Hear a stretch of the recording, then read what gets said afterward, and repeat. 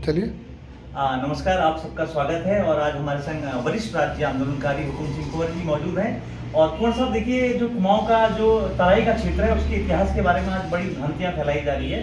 और जो रुद्रपुर हो गया, बाजपुर हो गया, काशीपुर हो गया और टनकपुर तक ये मतलब तराई के क्षेत्र में आता है और ये किस तरीके से बसा, तो हम जानना चाहेंगे कि जो एक इतिहास है तराई का वो आपसे जानना चाहेंगे। देखिए, कुमाऊं का जो तराई का क्षेत्र है जी, जो बिल्कुल इधर टनकपुर से लेकर आपका जसपुर तक का एरिया आता है, खटीमा, रुद्रपुर, बाजपुर, काशीपुर। जी 1588 में राजा रुद्रचंद्र ने जी रुद्रपुर बसाया था जी और करीब 1842 में नगर पालिका बनाई अंग्रेजों ने। जी तो रुद्रचंद्र ने जब रुद्रपुर बसा दिया था जी।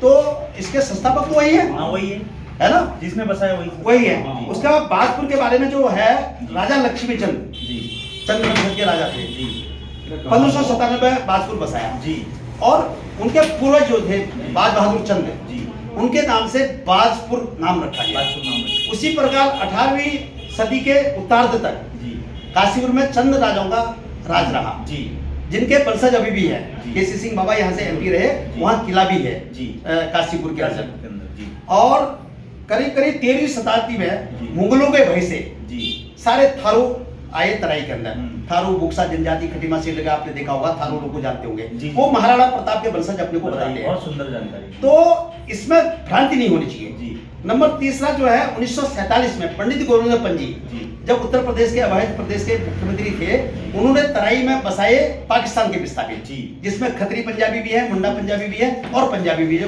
विशेष तौर से खेती बाड़ी करते हैं, जो लोग खेती बाड़ी करते हैं, जी। अभी उन्हें तराई को खेती बाड़ी उन्होंने करा वहां पर। जी जी उसके बाद 71 में जी पाकिस्तान और बांग्लादेश जब विभाजित हुआ, जी। तो बांग्लादेश के विस्थापित वहां पर बसाए गए। कई बंगाली समुदाय के लोग आपने देखे होंगे, जी। बल्कि खटीमा में और दिनेशपुर में तो बहुत बंगाली लोग हैं। जी। दो एमएलए बंगाली हो चुके हैं आज तक, जी जी बंगाली समुदाय के, आपने देखा होगा। जी अब किसी को एक गलत फहमी है कि तराई हमने बसाई या हमारे पिताजी ने बसाई या हमारे बुबू ने बसाई, दादा ने बसाई, ये भ्रांतियां नहीं होनी चाहिए। इतिहास को तोड़ मरोड़ के पेश नहीं किया जाना चाहिए। जी। जब राज्य आंदोलन चला यहाँ पर, उत्तराखंड राज्य आंदोलन, उस समय भी कुछ लोगों ने भ्रांतियां पैदा की जी कि साहब तराई से हमारा, पहाड़ से हमारी संस्कृति नहीं मिलती है। तराई, अरे भाई, जब सब लोगों को हमने बसाया यहाँ पर, जी।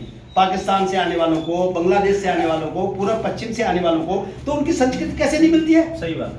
बाद में गोविंद पंजी के बाद नारायण तिवारी जी ने तराई को एक इंडस्ट्रियल एरिया के रूप में डेवलप किया। जी। गोविंद पंजी ने कृषि विश्वविद्यालय, एशिया का सबसे बड़ा कृषि विश्वविद्यालय पंतनगर है, जी और कृषि की क्रांति वहां पर हुई। हम्म। और उसके बाद तिवारी जी ने उसको औद्योगिक क्षेत्र के ऊपर बढ़ाया। जी। तो मैं एक राज्य आंदोलनकारी होने के नाते निवेदन करना चाहता हूँ कि ये बयानबाजी नहीं होनी चाहिए कि तराई हमने बसाई, तराई के संस्थापक हम लोग हैं, जबकि 1588 में उसकी स्थापना हो चुकी है। जी। मैं ये चेतावनी देना चाहता हूं ऐसे लोगों को जी। जो तराई को गलत तोड़ कर पेश कर रहे हैं। ये हमारा आंगन रहा है कुमाऊं का, भविष्य में भी हमारा आंगन रहेगा, जी। और ऐसी भ्रांतियां नहीं पैदा करनी चाहिए। हमने जब सभी समुदायों को गले लगाया तो ये भ्रांतियां पैदा नहीं कर रही। देसी, पहाड़ी, मैदानी, अग्रणी, कोई कहता है हम मैदानी हैं, कोई कहता है हम पहाड़ी है, जबकि कुछ नहीं है। पहाड़ हमारा पूरा क्षेत्र है, वहां पर बसने वाले भी पहाड़ी हैं। तो मैं ये कहना चाहता हूँ, गलत भ्रांतियां नहीं होनी चाहिए। जब 1588 में इसको चंद्र राजाओं ने इसको बसा दिया था, रुद्रचंद ने, उसके बाद बाजपुर बसा, काशीपुर बसा, तो भ्रांतियां नहीं होनी चाहिए। इसके संस्थापक राजा रुद्रचंद्र थे, उसके बाद गोविंद पंजी और नारायण तिवारी जी इसके खेवनहार निकले। यही मैं कहना चाहता हूँ। धन्यवाद कुंवर साहब, आपने बहुत सुंदर जानकारी दर्शकों तक पहुंचाई और साथ ही आपने बड़ी बेबाकी से जो आपने कहा कि तराई का जो लोग भ्रांति फैला रहे हैं, बहुत गलत बात है। धन्यवाद।